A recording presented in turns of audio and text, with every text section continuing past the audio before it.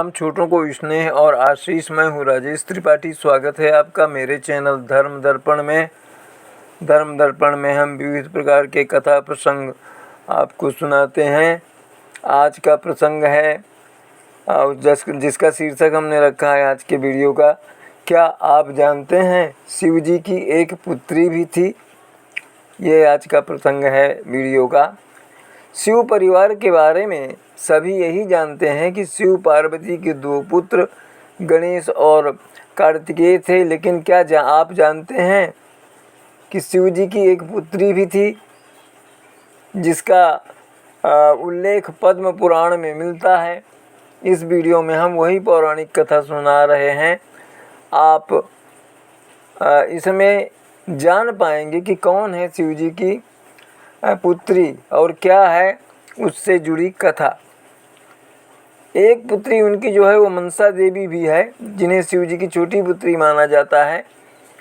और लेकिन हम यहाँ उनकी एक और पुत्री अशोक सुंदरी के बारे में बता रहे हैं।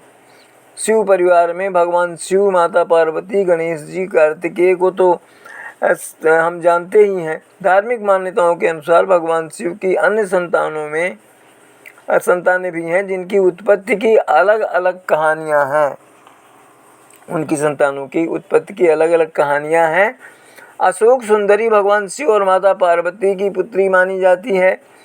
इसका वर्णन पद्म पुराण में मिलता है। पुराणों में वर्णित कथा के अनुसार माता पार्वती अपने अकेलेपन से छुटकारा पाना चाहती थी, इसलिए उन्होंने कल्प वृक्ष से एक पुत्री मांगी और कल्प वृक्ष से अशोक सुंदरी की उत्पत्ति हुई।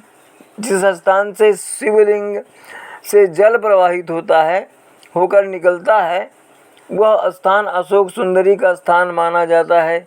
इस स्थान को जलहरी कहते हैं। देवी मनसा का जन्म। ऐसी मान्यता है कि मनसा देवी भगवान शिव की सबसे छोटी पुत्री हैं, जिन्हें देवी वासुकी के नाम से भी जाना जाता है। पौराणिक मान्यता के अनुसार वह मस्तक से प्रकट हुई, इसलिए उन्हें मनसा कहा जाता है। माँ मनसा का प्रसिद्ध शक्तिपीठ जो है हरिद्वार में स्थित है। ऐसे ही हुआ था अयप्पा का जन्म।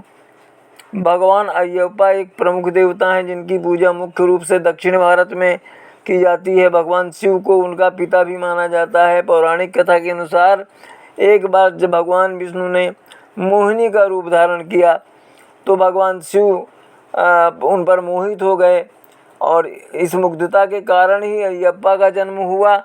अयप्पा स्वामी को हरिहरपुर यानी हर भगवान शिव और हरि भगवान विष्णु के नाम से भी जाना जाता है। केरल में भगवान अयप्पा को समर्पित सबरीमाला मंदिर एक प्रसिद्ध तीर्थ स्थान है। क्रोध से हुई थी जालंधर की उत्पत्ति। जालंधर को भगवान शिव का पुत्र माना जाता है। ऐसा माना जाता है कि उनका जन्म महादेव के क्रोध से हुआ था और वो भगवान शिव के शत्रुओं में से भी एक थे। पुराणों में कथा है कि गुरु बृहस्पति की सलाह पर महादेव ने इंद्र की जान बचाने के लिए अपना क्रोध समुद्र में बहा दिया। भगवान शिव के इस क्रोध से ही समुद्र से एक बालक का जन्म हुआ जिसका नाम जलंधर रखा गया। जलंधर का वध भी भगवान शिव ने ही किया था। माता पार्वती ने अपने अकेलेपन को दूर करने के लिए कल्प वृक्ष से यह वर मांगा कि उन्हें एक कन्या प्राप्त हो। तब कल्प वृक्ष द्वारा अशोक सुंदरी का जन्म हुआ। वह उस वृक्ष को लेकर कैलाश आ गई पार्वती जी। अशोक अर्थात सुख, जहाँ शोक न हो। माता पार्वती को सुखी करने हेतु उनका निर्माण हुआ था और वह अत्यंत सुंदर थी, अशोक सुंदरी। इसी कारण उन्हें अशोक सुंदरी कहा गया। वह भगवान शिव और माता पार्वती की बेटी थीं तथा भगवान कार्तिकेय से छोटी किंतु गणेश जी से बड़ी थीं। माता पार्वती ने कन्या को वरदान दिया कि उनका विवाह देवराज इंद्र जितने शक्तिशाली योग से होगा। एक बार अशोक सुंदरी अपनी दासियों के साथ नंदनवन में विचरण कर रही थी।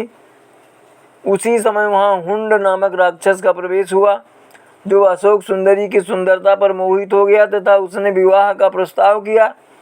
लेकिन अशोक सुंदरी ने अपने वरदान और विवाह के बारे में बताया कि उनका विवाह नहुष से ही होगा। यह सुनकर राक्षस ने कहा कि वह नहुष को ही मार डालेगा। ऐसा सुनकर अशोक सुंदरी ने राक्षस को श्राप दिया कि जा दुष्ट, तेरी मृत्यु नहुष के हाथों से ही होगी। यह सुनकर वह राक्षस घबरा गया। तब उसने राजकुमार नहुष का अपहरण कर लिया। लेकिन नहुष को राक्षस हुंड की एक दासी ने बचा लिया। महर्षि वशिष्ठ के आश्रम में नहुष बड़ा हुआ तथा आगे चलकर उसने हुंड का वध किया। उसके बाद नहुष तथा अशोक सुंदरी का विवाह हुआ। विवाह के बाद अशोक सुंदरी ने ययाति जैसे वीर पुत्र को जन्म दिया। महादेव की पुत्री अशोक सुंदरी के बारे में कहा जाता है कि सोमवार के दिन देवी अशोक सुंदरी की पूजा करने से न केवल धन लाभ का योग बनता है, बल्कि बंद पड़ी जो तकदीर है वो खुल जाती है। व्यापार बंद है तो चलने लगता है, फिर से शुरू हो जाता है। इसलिए अगर आर्थिक स्थिति अच्छी नहीं चल रही है तो आप भगवान शिव की पुत्री अशोक सुंदरी की आराधना जरूर करें। कैसे हुआ महादेव और देवी पार्वती की पुत्री अशोक सुंदरी का जन्म? अशोक सुंदरी के जन्म का उल्लेख पद्म पुराण में मिलता है। उसके अनुसार एक दिन माता पार्वती भगवान शिव के साथ घूमने के लिए वन गई। वहाँ पर माता पार्वती ने कल्प वृक्ष को देखा। कल्प वृक्ष के पास जाकर माता पार्वती ने अपने अकेलेपन को दूर करने के लिए एक ऐसी सखी को मांगा जिससे वे अपने मन की बात कह सकें और एक माँ की तरह उसको प्रेम वात्सल्य भी दे सकें। कल्प वृक्ष को उनकी मन की इच्छा पूरा करने वाला वृक्ष कहा जाता है। सबके मन की इच्छा पूरी करने वाला वृक्ष कहा जाता है उसे। कल्प वृक्ष ने माता पार्वती की बात सुनी और उन्हें एक पुत्री प्रदान की। पार्वती और महादेव के जीवन में इस पुत्री के आने से सारे उत्साह और अपार सफलता का संचार हुआ और देखने में यह बालिका किसी अप्सरा जैसी सुंदर थी, इसलिए इस कन्या का नाम अशोक सुंदरी रखा गया। सोमवार को महादेव की पुत्री अशोक सुंदरी की पूजा की जाती है।